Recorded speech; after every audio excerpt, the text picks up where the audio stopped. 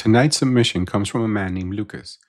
He was 26 years old when this happened, driving home after helping his younger brother move into his first apartment. Lucas says he has replayed that night in his mind hundreds of times, trying to convince himself that what he saw was an animal, a person, or some kind of trick caused by exhaustion.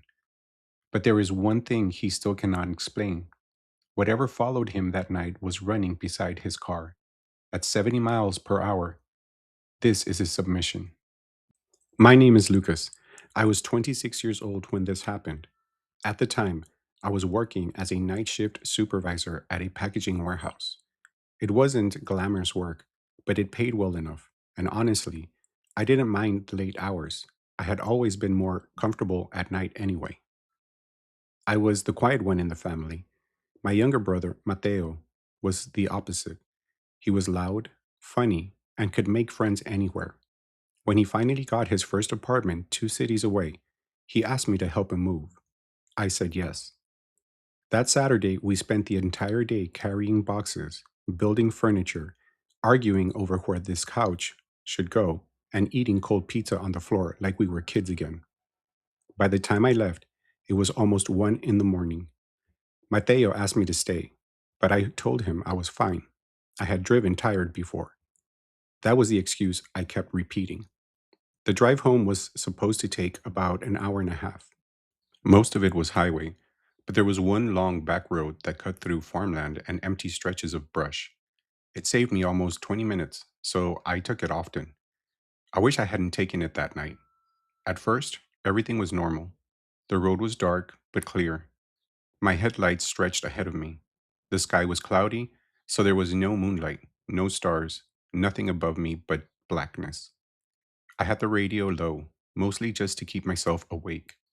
About 30 minutes into the drive, I noticed the first strange thing. There were no cars, not one.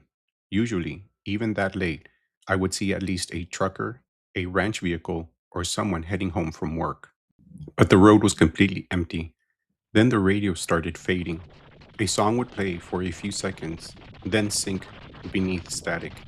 I turned it off. That's when I heard the tapping. At first, I thought it was a rock stuck in one of my tires. It came from the right side of the car. I slowed down. The tapping slowed too. I sped up.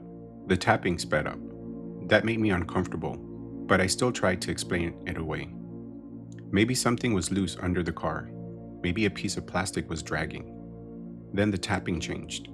It became footsteps, fast footsteps, like running footsteps, right beside my passenger door. My mouth went dry. I looked out the passenger window, but there was nothing, just darkness and brush whipping past. I told myself I was exhausted. Then something hit the side of the car, not hard enough to damage it, just enough to make the passenger door shake. I jerked the wheel and almost crossed into the opposite lane. I corrected myself and gripped the steering wheel with both hands. Then I heard it again, running. Bare feet slapping against pavement, right beside me. I was going 55 miles an hour. No person could run that fast. No animal sounded like that. I looked at the passenger mirror. At first, I saw only darkness. Then something moved in the reflection. A shape. Low to the ground, too low to be a person, and too tall to be a dog. It was running on all fours, but not like an animal. Its arms and legs were too long, its back arched too high. Its head hung sideways as it ran, like it was watching me through the window. I slammed my foot on the gas. The engine roared. 60, 65, 70. The thing stayed beside me. I could see flashes of it now. A pale shoulder, a long black arm, a hand pressing against the road with fingers too thin and too many joints. Then it disappeared. For a few seconds, there was only the sound of my engine. I let out a breath. Then the roof above me dented inward. Something had landed on top of the car. I screamed and swerved. Long nails scraped across the roof, slowly, deliberately, from back to front. Then a face dropped upside down in the front of my windshield. I only saw it for a second, but I will never forget it. Its skin was gray and stretched tight over its skull. Its mouth was too wide. Its eyes were black and wet, reflecting my dashboard lights. It smiled, then it vanished over the side of the car. I nearly drove off the road. I kept repeating, no, no, no, like saying it enough times would make it stop being real. My phone was in the cup holder. I tried calling my brother, but there was no service. I even tried the emergency services, and I got nothing. Then my phone screen lit up by itself. A message appeared from an unknown number, and it said, "Don't let it see your face." I stared at the message just long enough to realize my reflection was visible in the passenger window, and something outside was looking directly at it. I turned my face away from the glass. A hand slowly slid up the passenger window from outside. The fingers were impossibly long. They left muddy streaks on the glass. Then it tapped. Once, twice, 3 times, like it was asking permission to come in. I kept my eyes forward. The thing outside made a sound, not a growl, not a scream. It sounded like someone trying to imitate crying. Soft, broken, almost human. Then it said my brother's name, Mateo. My blood went cold. The voice was wrong. It sounded like Mateo, but stretched out and hollow, like it was coming from the bottom of a well. Again, it whispered, "Lucas, help me." I almost looked. Almost. Then I remembered the message. Don't let it see your face. I grabbed a hoodie from the passenger side and threw it over the window. For 1 second, everything went quiet. Then the thing screamed. The sound was so loud, I felt it in my chest. It slammed against the passenger door again and again. The car rocked violently. I swerved across the road, tires screeching. Ahead of me, I saw a small roadside chapel. I had passed it before during the day. It was old, white, and barely bigger than a storage shed, with a small wooden cross near the entrance. There was a gravel turnoff beside it. Something in me told me to stop there. I don't know why. Maybe because it looked like the only safe place for miles. I turned sharply onto the gravel and parked in front of the chapel. The moment the car stopped, every sound outside stopped too. No footsteps, no scraping, and no breathing. I sat there frozen. The chapel door was open, just slightly. Inside, I could see darkness. Then a light flickered on, a single candle near the altar. I knew I hadn't seen that candle from the road. I knew no one should have been there, but compared to the thing outside, that chapel felt like shelter. I opened my door and ran. Behind me, something screeched from the trees. I ran into the chapel and slammed the door shut. Inside, the air was freezing. The walls were old wood. Dust covered the benches. I turned to lock the door. There was no lock, only a thin metal latch. I slid it into place with shaking hands. Then I heard footsteps outside, slow, bare feet on gravel. 1 step, then another, then another. It reached the door. The handle turned. The latch held. Then something whispered from the other side. "Lucas." It still sounded like my brother. Then it used my mother's voice. "Open the door, mijo." I started crying. I backed away from the door. The candle flame grew taller. The shadows inside the chapel stretched across the walls. For a moment, I thought the shadows were protecting me.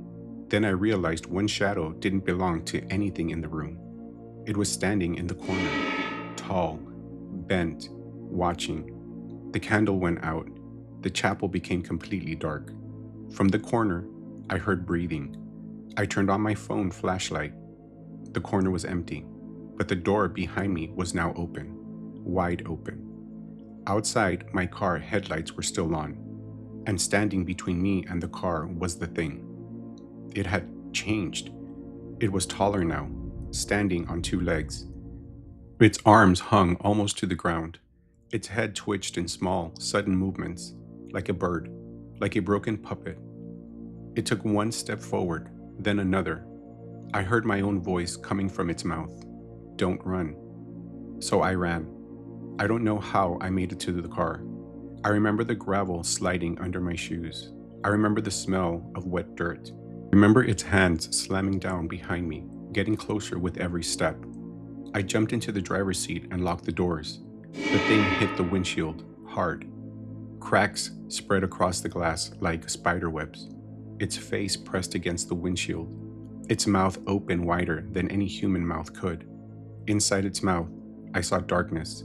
Not a throat, not teeth, just darkness. Then the car radio turned on. A woman's voice came through the static. Calm, clear. Drive. I didn't question it. I threw the car in reverse, backed away from the chapel, and spun back onto the road. The thing chased me. This time, I could see it fully in my rearview mirror. It ran on all fours again, but faster than before. Its limbs bent forward. Its shoulder rolled unnaturally. Its head stayed locked on my car. I drove faster than I had ever driven in my life. 70, 80, 90. The thing kept coming. Then the road ahead split. That road did not split.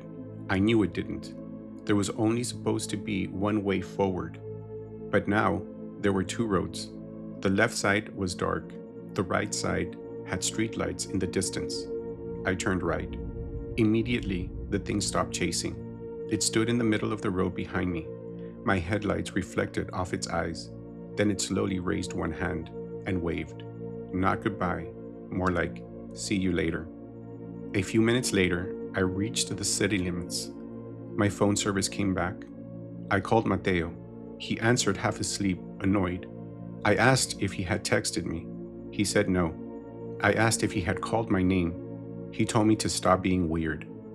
When I got home, I didn't sleep. The next morning, I checked my car. There were dents in the roof, deep scratches down the passenger door, mud streaks on the window, and one long crack across the windshield. But the worst part was the hoodie I had thrown over the passenger window. It was still there, pressed against the glass from the inside, as if someone had been sitting in the passenger seat holding it up. I sold the car 2 weeks later. I quit the job that made me drive nights. I stopped taking back roads. But sometimes, when I'm driving after sunset, I hear tapping from the passenger side. And when I look in the mirror, just for a second, I see something running in the darkness behind me. Not close, not yet, but closer than it was before. That brings us to the end of tonight's broadcast. If Lucas's story is true, then somewhere out there, on a lonely road after sunset, something may still be waiting for its next driver. Was it paranormal entity, something from another place, or simply a terrifying encounter that can never be explained? I'll let you decide. If you enjoyed tonight's story, please leave a like, subscribe to the channel, and turn on notifications so you don't miss future broadcasts. And if you've ever experienced something strange while driving alone at night or an unexplained paranormal event, I invite you to email me at tonightsbroadcast77@gmail.com. Your story could inspire a future episode of tonight's broadcast. Until next time, keep your doors locked, keep your eyes on the road, and if you ever hear footsteps keeping pace with your car, whatever you do, don't look for it too long. Thank you for listening, and I'll see you in the next broadcast. Until the shadows call again. Good night.